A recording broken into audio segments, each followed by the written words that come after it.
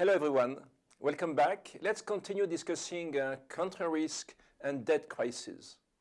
Well, when the financial crisis hits, then the telephone rings.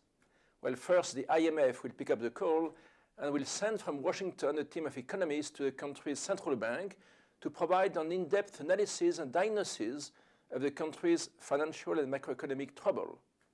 Then, depending on the diagnosis, liquidity or solvency crisis, the IMF will require a combination of economic adjustment and debt reduction with the contribution of the so-called Paris Club and London Club. That's exactly what we are going to discuss today. Well, looking at the history of debt crises, a long-term view shows that there are waves of countries in default. As you can see, in the 1830s, in the 1880s, in the 1930s, and today, since the global financial crisis. But as we are going to see now, the nature of debt and financial crisis has changed profoundly over time. In fact, the root causes and triggers of financial crises have changed tremendously since the 19th century. Until World War II, countries mobilized external financing on the capital markets through the issue of foreign currency bonds. International banks started to lend to sovereign countries only since the mid-1970s, in fact, with the recycling of OPEC deposits. And today, local currency issues have increased in many emerging market countries, mainly in Asia and Latin America. We can see the rise and sharp decline of foreign currency bank loans during the 1980s and 90s. Sovereign debt in default reached nearly $450 billion by 1990, with debt owed to official creditors accounting for about 20% of the total. But by 1999, the share of official creditor debt exceeded 50%, and still higher just before the global financial crisis in 2007. Now, this debt comes from OECD developed countries, which finance trade and investment opportunities in emerging market countries. Emerging market countries held the quasi-monopoly of banking and debt crises until the global financial crisis. And suddenly, in 2012, a banking, financial, and debt crisis hit the Greek, Irish, and Portuguese economies due to a combination of laxist banking regulations, corruption, and blind real estate speculation. Too much bank credit and too little good governance. Going back to the early 19th century, one can see that a number of countries were addicted to financial crises. Most, but not all of them, in Latin America, particularly Argentina, Venezuela, Uruguay, Ecuador, Mexico, and Brazil. But Austria, Germany, Spain, and Portugal have often ruined their creditors. Austria as many as 7 times. Well, the likely rise in interest rates in 2017 and beyond, combined with low energy prices, is a very dangerous mix for many emerging market countries, as you can imagine, Russia, Nigeria, and Venezuela.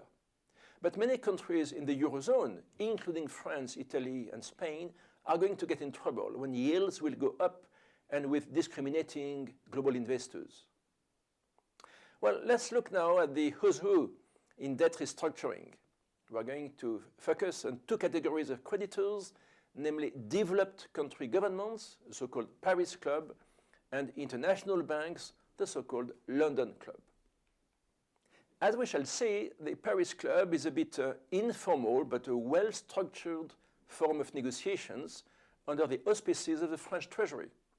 The London Club of banks, however, is ad hoc, and it meets only at the request of debtor countries.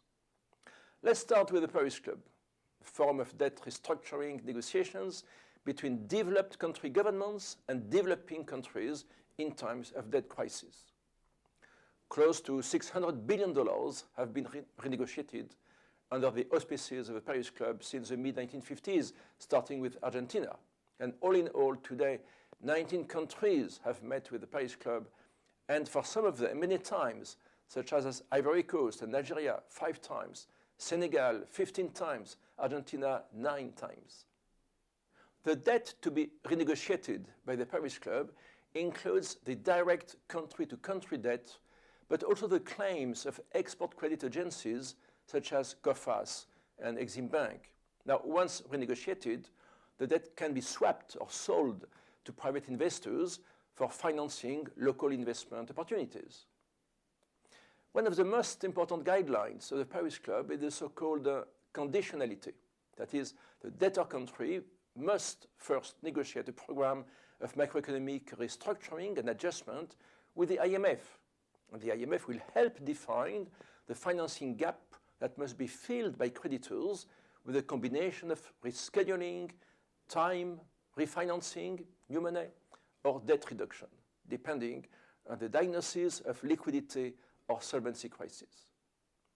Imagine that the new debt of a country gets renegotiated over and over again. Then the country will lose market access. That's exactly why the Paris Club draws a red line beyond which the new debt will never be reduced or renegotiated. This is a so-called cut-off debt. Until the late 1980s, the Paris Club restricted its financing relief to debt rescheduling, that is, stretching out the debt repayment profile, providing time to the country. That was not enough, however, for many indebted countries in Africa or Latin America. The Paris Club then moved to debt reduction, increasing the amount of debt write-off up to 80% in the case of low-income and highly indebted countries, particularly in Africa. Ivory Coast, for example, is an interesting case of Paris Club debt restructuring, given that the debt reduction reached 80%, hence wiping out the vast majority of the country's debt, both short-term and long-term. Now, in the meantime, the IMF came up with a massive financing package together with the World Bank, the US and the French treasuries, and the African Bank of Development. All this financial mobilization was de facto intended to support the new president, Alassane Ouattara. Let's turn now to the London Club of International Banks, which are also deeply involved in debt restructuring negotiations. The London Club is not as formal as the Paris Club. It has no full-time secretariat, nor a given place to meet. Debt negotiations might take place in London or in Paris or even New York, depending on the country in default, but also depending on the legal framework of debt contracts. In fact, we could say that the IIF, the Institute of International Finance, and its high-level team of country risk analysts constitutes the de facto secretariat of the London Club. It provides in-depth analysis of the country's debt restructuring requirements, along with the recommendations of the IMF. More than half of the IIF members are banks, and most of them come from developed countries of the OECD. However, there has been a growing number of large banks from emerging market countries, Latin America and Asia, as well as a number of financial institutions such as insurance companies, investment funds, and central banks also. The question is, what do banks do with NPLs, non-performing loans, that is, claims that are in arrears or worse, in default? Well, much depends on the quality of the country risk department team.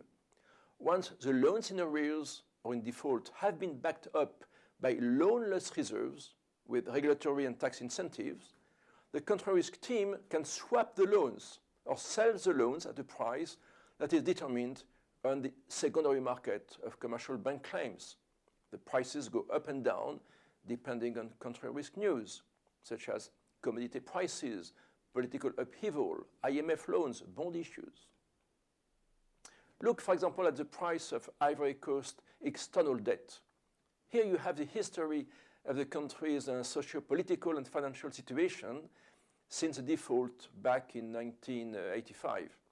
The astute country risk analyst will know how to anticipate price changes due to commodity price volatility, political turmoil, or debt payment trouble. This is an example of exotic debt prices on the secondary market of bank claims. This table illustrates heavily discounted debt prices of countries in default or in socio-political and economic trouble. In the case of Syria and Zimbabwe, you have discounts of nearly 95% of the face value of the debt. You can buy 100 by paying only 5. However, the astute and seasoned country risk analyst will not only look at discounted debt prices and large profit potential, but also, of course, at the liquidity. Otherwise, he or she will get stuck with debt paper that cannot be sold in an illiquid market. And as we shall see later in the seminar, debt trading is an exciting job that requires a large combination of skills, including deep knowledge of countries' socio-economic, political, and financial situation. That has nothing to do with short-sighted technical analysis of stock trading. The profit opportunities are much larger. So stay tuned. Bye-bye.